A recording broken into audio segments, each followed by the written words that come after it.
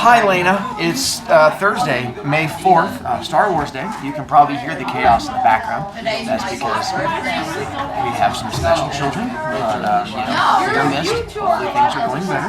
Give me 1 second to yell at children, and we'll see what happens. I don't like that. This will be fun. My sister this morning. Your sister? I forgot to visit my sister. Oh, what's over there? You guys are losing vehicles. That's what works. I really don't care. Wild. Yeah, it's classic. If it helps, I kept recording for poor Lena. I figure she gets to listen to you guys lose points. We're trying to help her feel welcome and included. See, Lena? That's how we're bonding for you. I'm assuming Lena's responsible enough to actually listen to the video, but we'll see. Alright, for you guys, yes, I'm going to try to get into the intro. I'm aware it's long, so I'm going to try and knock it out as fast as possible. The worst case scenario, we'll have to bleed over into Monday. But I definitely have to make sure we get into the good parts of chapter 1 as quickly as possible. Day of service is tomorrow. Make sure you have whatever your food is for lunch. So if not, then bring food with you tomorrow so that you're not having to nibble on rocks. And then today is Star Wars Day. May the 4th be with you. I was wearing my Outsiders shirt as opposed to my Star Wars shirt, but I have my Star Wars buttons up there because I'm fired. And let's see, back to the introduction. I added a couple pictures for you guys. I looked up who Stanley Hack was, because I had no idea who Stan Hack was. So I found his old card, because he mentions that. And then he also talks about Bronco Nagurski, who I also had no idea who that was. So I looked up Bronco Nagurski, and that was the Bronco Nagurski person. Here we got to, I also looked up the book he was talking about, his first one that he wrote that came out, and then he got bombed. This is what it was called. Let's see, so anyway, Temple of Gold. Luck? Yeah, they have there's something about it where they have to do it on a computer. Yeah. So anyway, well, I can send that other kid down later. When they were talking about having, we chose goldfish for you. Hopefully that was, when he's saying to send the thing to Miss Roginski so she can write the little blurb, this is the little blurb they're talking about. His was from the Chicago Tribune, which is a reviewer, but he sent it to his old teacher, where it says, "A fine first novel of youth. Goldman has chosen a difficult theme and pulled it off with flying colors and blurry letters." And then we got to that part. We got to him sitting with pneumonia, going crazy, Dad reading to him, Dad not knowing what the number 8 is. Dad dies in the chair. Dad did die in the chair, and our flashback inside of a flashback inside of a flashback. And then, let's see. No, he's just very imaginative, which is probably the same thing. I'm also very imaginative, and I also have the same probably issues. I'm not one to throw shade. So we're on page 9, where it says, "Has it got any sports in it?" And we're going to find all about the sports. All sports. I'm going to do my best to alter between young kid voice and old man voice. Has it got any sports in it? Fencing, fighting, torture, poison, true love, hate, revenge, giants, hunters, bad men, good men, beautifulest ladies, snakes, spiders, beasts of all natures and descriptions, pain, death, brave men, coward men, strongest men, chases, escapes, lies, truths, passion, miracles." "Sounds okay," I said. That is such a kid reply, by the way. "Sounds okay," I said, and I kind of closed my eyes. "I'll do my best to stay awake, but I'm awful sleepy, Daddy." By the way, everything the Dad talked about is in the book. Basically, like a quick recap. It does have like giants and spiders, beasts, all those things are in the book. Now, who can know when his world is going to change? Who can tell before it happens that every prior experience, all the years, were a preparation for nothing? Okay, picture this now. An all but illiterate old man struggling with an enemy tongue, an all but exhausted young boy fighting against sleep, and nothing between them but the words of another alien, painfully translated from native sounds to foreign. Who could suspect that in the morning a different child would wake? I remember for myself only trying to beat back fatigue. Even a week later, I was not aware of what had begun that night. The doors that were slamming shut while others slid into the clear. Perhaps I should have at least known something, but maybe not. Who can sense revelation in the wind? What happened was just this. I got hooked on the story. For the first time in my life, I became actively interested in a book. Me, the sports fanatic. Me, the game freak. Me, the only 10-year-old in Illinois with a hate on for the alphabet, wanted to know what happened next. What became of beautiful Buttercup and poor Wesley and Inigo, the greatest swordsman in the history of the world? And how really strong was Fezzik? And what were the limits to the cruelty of Vizzini, the devil Sicilian? Each night, my father read to me chapter by chapter, always fighting to sound the words properly, to nail down the sense. And I lay there, eyes kind of closed, my body slowly beginning the long flow back to strength. It took, as I said, probably a month. And in that time, he read The Princess Bride twice to me. Even when I was able to read myself, this book remained his. I would never have dreamed of opening it. I wanted his voice, his sounds. Later, years later even, sometimes I might say, how about the duel on the cliff with Inigo and the man in black? And my father would gruff and grumble and get the book and lick his thumb, turning pages till the mighty battle began. I loved that. Even today, that's how I summon back my father when the need arises. Slumped and squinting and halting over words, giving me Morgenstern's masterpiece as best he could. The Princess Bride belonged to my father. Everything else was mine. Quick timeout. This is why I end with the book, is that I know in advanced English a lot of kids don't necessarily like to read, which I've come to accept. This is a book that took a kid from hating to read to becoming an author. So for those of you who actually try the book, I'm hoping it's the one that can help bump you from not enjoying reading to getting through it and not hating reading quite as much. And that's also why I like the introduction, as it shows how the book sort of transformed him. All right, time back in. Everything else was mine. There wasn't an adventure story anywhere that was safe from me. Come on, I would say to Miss Roginski when I was well again. Stevenson, you keep saying Stevenson. I finished Stevenson. Who now? And she would say, well, try Scott. See how you like him. So I tried old Sir Walter, and I liked him well enough to butt through a half-dozen books in December. A lot of that was Christmas vacation, when I didn't have to interrupt my reading for anything but now and then a little food. Who else? Who else? Cooper, maybe? She'd say. So off I went, and the Deer Slayer, and all the leather stocking stuff. And then on my own one day, I stumbled onto Dumas and D'Artagnan, and that got me through most of February, those guys. You have become, before my very eyes, a novelholic, Miss Roginski said. Do you realize you are spending more time now reading than you used to spend on games? Do you know that your arithmetic grades are actually getting worse? I never minded when she knocked me. We were alone in the schoolroom, and I was after her for somebody good to devour. She shook her head. You're certainly blooming, Billy, before my very eyes. And I just don't know into what. I just stood there and waited for her to tell me to read somebody. You are impossible, standing there waiting. She thought a second. All right, try Hugo, the Hunchback of Notre Dame. Hugo, Hunchback, thank you! And I turned, ready to begin my sprint to the library. I heard her words sigh behind me as I moved. This can't last. It just can't last. But it did. And it has.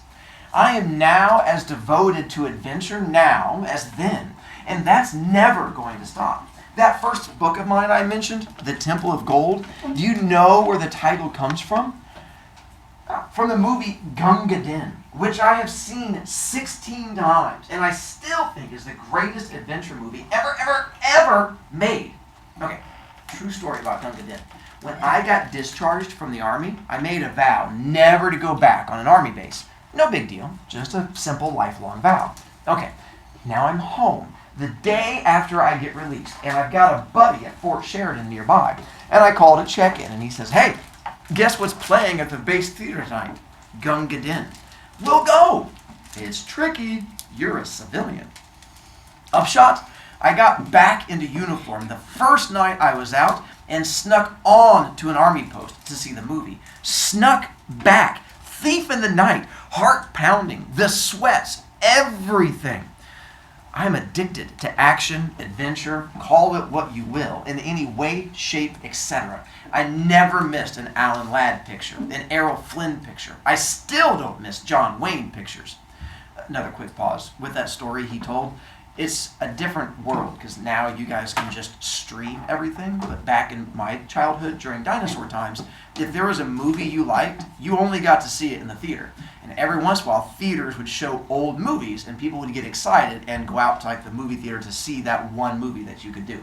So Gunga Din was his favorite, but you can't go onto an army base unless you're in the army. So he snuck onto one, which means if he got caught, he would have been arrested and sent to jail. So he literally risked jail to go back and see his favorite movie. Then he wrote about it. And then he wrote about it. But now you can't do it because he wasn't caught at the time, so you got away scot-free. So, yay, breaking the law. My whole life really began with my father reading me the Morgenstern when I was a 10. Fact, Butch Cassidy and the Sundance Kid. This is one of his first movies he wrote that became big and huge. Butch Cassidy and the Sundance Kid is no question the most popular thing I've ever been connected with. Ask your parents. It's huge. When I die, if the New York Times gives me an obituary, it's going to be because of Butch. Okay, now what's the scene everybody talks about? The single moment that stays fresh for you and me and the masses? Answer, the jump off the cliff. Well, when I wrote that, I remember thinking that those cliffs they were jumping off, those were the cliffs of insanity, and that everybody tries to climb in The Princess Bride. In my mind, when I wrote Butch, I was thinking back further into my mind, remembering my father reading the rope climb up the cliffs of insanity, and the death that was lurking right behind. That book was the single best thing that happened to me. Sorry about that, Helen. Helen's my wife, the hotshot child psychiatrist. He'll talk more about his wife in a moment. They don't have the best relationship. Yes. So who was the guy with the dressing and the Outsiders at the beginning? The one who saw his movie. Paul Newman. Paul Newman. You are correct. Nicely That's done. what I was gonna And say. this is one of the movies that made Paul Newman really big. There's every chance, honestly, that when Ponyboy was leaving the theater, this would have been the movie he was seeing. Because it was right around that same time, and it was huge, and kids loved it. Anyway, when Jason was born, I made a mental note to buy him a copy of The Princess Bride for his 10th birthday. After which, I promptly forgot all about it. Flash forward. So this is a flash forward inside of a flashback. And yes, it's painful on your brain. Flash forward. The Beverly Hills Hotel last December. I'm going mad having meeting on Ira Levin's The Stepford Wives, which is another big... Oh, we have Stepford Wives up there? Hang on, was it the next one? There it is, Stepford Wives, so it was just one out of order. It was another big movie that he did. The Stepford Wives, which I am adapting for the silver screen. I call my wife in New York at dinner time, which I always do. It makes her feel wanted. And we're talking, and at the close of it, she says, "Oh, we're giving Jason, that's his son, a 10-speed bike. I bought it today. I thought that was fitting, don't you?" Why is that fitting? Oh, come on, Willie. 10 years, 10 speeds. Oh, is he turning 10 tomorrow? It went clean out of my head. Hey, call us at supper time tomorrow and you can wish him a happy. Helen, listen, do me something, all right? Buzz the 999 bookshop and have them send over The Princess Bride. Okay, let me get a pencil. She's gone a while. Okay, shoot, the what bride? Princess. It's by S. Morgenstern. It's a kid's classic. Tell him I'll quiz him on it when I'm back next week and that he doesn't have to like it or anything. But if he doesn't, tell him I'll kill myself. Give him that message exactly, please. I wouldn't want to apply any extra pressure or anything. That's always great to pressure your kids with, suicide. Kiss me, my fool. Mwah! No starlets now. This was always her sign-off line when I was alone and on the loose in sunny California. They're extinct, dummy. That was mine. We hung up. This is going to pop up again. Do you guys know what a starlet is? No. No, stop. A starlet, well, you guys know what a movie star is? Yes. So a starlet Uh, is just going to be, basically, it's a woman who is a huge star that you basically make movies around. Super attractive, gorgeous, like Scarlett Johansson would be like a starlet kind of thing. And they're usually like, you know who Marilyn Monroe was? She was a huge starlet, like that's what they're talking about. And she's telling him basically, while you're in Hollywood, don't be flirting with all the hot girls. And his response is, they don't even exist anymore because he's so old he doesn't pay attention. Because when old people flirt, it's weird. All right. Or cringy. I guess you can use that word too. We're trying not to shame old people. Now, the next afternoon, it so happened from somewhere there actually appeared a living, suntanned, breathing deeply starlet. I'm lolling by the pool, and she moves by in a bikini, and she is gorgeous. I'm free for the afternoon. I don't know a soul. Yeah, this is going to get a little awkward for some of you, so yeah, just if you remember some of our previous awkwardness, we are going to get into that same category. it's like better. He said she's top heavy. We're not talking about that part yet. I'm lolling by the pool, and she moves by in a bikini, and she is gorgeous. I'm free for the afternoon. I don't know a soul, so I start playing a game about how can I approach this girl so she won't laugh out loud. I never do anything, but ogling is great exercise, and I'm a major league girl watcher. You guys know what ogling is? Yes, ogling is when you just stare at someone somewhat creepy. Professional girl You can't start having issues already. We haven't even gotten to the bad part. What do you mean? Oh, right. Yeah. What? Oh. Major league girl watcher. I can't come up with any approach that connects with reality, so I start to swim my laps. I swim a quarter mile a day because I have a bad disc at the base of my spine. Up and back, 18 laps. When I'm done, I'm hanging on in the deep end, panting away, and over swims the starlet. She hangs on the ledge in the deep end, too, maybe all of 6 inches away, hair all wet and glistening, and the body's underwater, but you know it's there. And she says, okay, this happened. Pardon me, but aren't you the William Goldman who wrote Boys and Girls Together? That's like my favorite book in all the world. I clutch the ledge and nod. I don't remember what I said exactly. Okay, that's a lie. I remember exactly what I said, except it's too goon-like to put it down. Ye gods, I'm 40 years old. Goldman? Yes, Goldman, I'm Goldman. It came out like all one word, so there's no telling what language she thought I was responding in.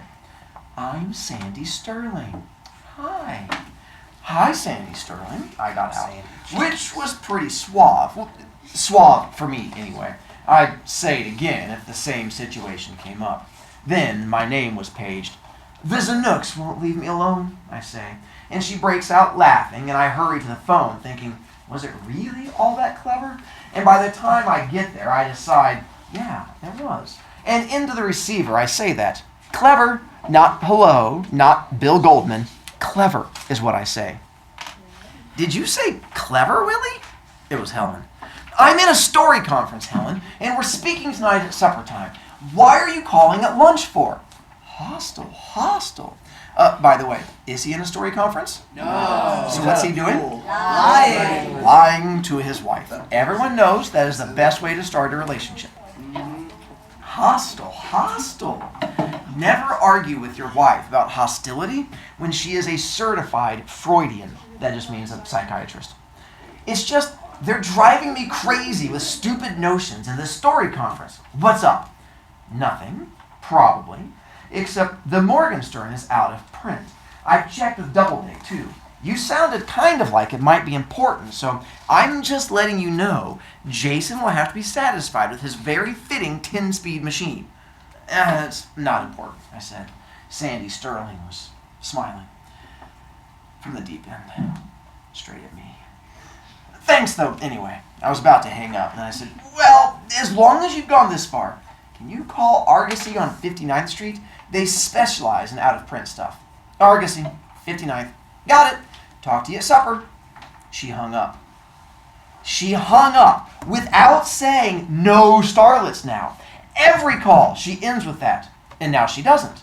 Could I have given it away by something in my tone? Helen's very spooky about that, being a shrink and all. You guys know what a shrink is? A psychiatrist. Okay, it's a slang term for psychiatrist.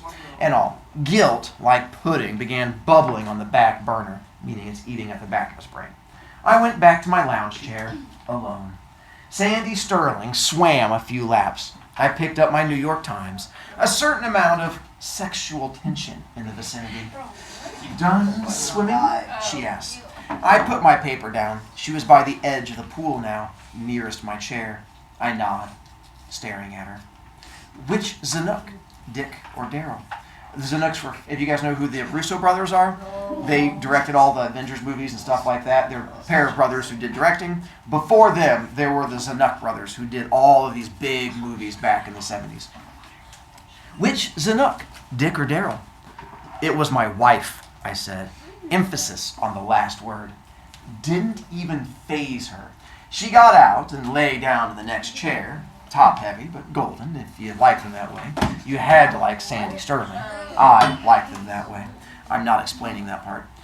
We're out here on the Levin, sorry. You're out here on the Levin, aren't you? Stepford Wives? I'm doing the screenplay. I really love that book. That's like my favorite book in all the world. I'd really love to be in a picture like that. Written by you. I'd do anything for a shot at that. So there it was. She's putting it right out there on the line. Naturally, I set her straight. Listen, I don't do things like that. If I did, I would, because you're gorgeous. That goes without saying, and I wish you joy, but life's too complicated without that kind of thing going on. And to quickly explain, she's offering friendliness. Yep. That's what I thought I was going to say. But then I figured, hey, wait a minute. What law is there that says you have to be the token Puritan of the movie business? I've worked with people who keep card files on this kind of thing, meaning like Zeus. True, you can ask Joyce Haber. Have you acted in a lot of feature films? I heard myself asking. Now you know I was really passionate to know the answer to that one. Nothing that really enlarged my boundaries. You know what I mean? Mr. Goldman? I looked up. It was the assistant lifeguard. It's for you again. He handed me the phone. Willie? Which is also a nickname for William. Just the sound of my wife's voice sent sheer blind misgivings through each and every bit of me. Yes, Helen? You sound funny. What is it, Helen? Nothing. But it can't be nothing, or you wouldn't have called me. What's the matter, Willie? Nothing is the matter. I was trying to be logical. You did, after all, place the call. I was merely trying to ascertain why. I can be pretty distant when I put my mind to it. You're hiding something. Nothing drives me crazier than when Helen does that. Because, see, with this horrible psychiatrist background of hers, she only accuses me of hiding things from her when I'm hiding things from her. Helen, I'm in the middle of a story conference now. Just get on with it. So there it was again. I was lying to my wife about another woman, and the other woman knew it. Sandy Sterling, in the next chair, smiled dead into my eyes. Argosy doesn't have the book. Nobody has the book. Goodbye, Willie. She hung up. Wife again? I nodded, put the phone on the table by my lounge chair. You sure talk to each other a lot. I know. There's murder trying to get me writing done. I guess she smiled. There was no way I could stop my heart from pounding. Chapter 1. The Bride, my father said. I must have jerked around or something because she said, huh? My father... I began. I thought... Nothing. By the way, what was that just happened to him? Flashback. It's in a flashback. It's his father who's now... That's guilt talking to him. That was flash forwarding. Because he has a choice. His choice is, what could he do on one hand? Be friendly. We'll just go with flirt. And then the other one is, what should he be doing? Be faithful to your wife. And finally, well, what is he supposed to be doing for his son? Find a book. finding this book, and so that's where he's going back and forth. There's like a little devil and angel on his shoulder, and he was like, Sandy. But then his father's in the back of his head going, chapter 1. And that's what's freaking him out. Easy, she said. And she gave me a really sweet smile. She dropped her hand over mine for just a second, very gentle and reassuring. I wondered, was it possible she was understanding too? Gorgeous and understanding? Was that even legal? Helen wasn't ever understanding. I mean, she was always saying she was. I understand why you're saying that, really. But secretly, she was ferreting out all my neuroses, meaning his crazy bits. No, I guess she was understanding. What she wasn't was sympathetic. And of course, she wasn't gorgeous, too.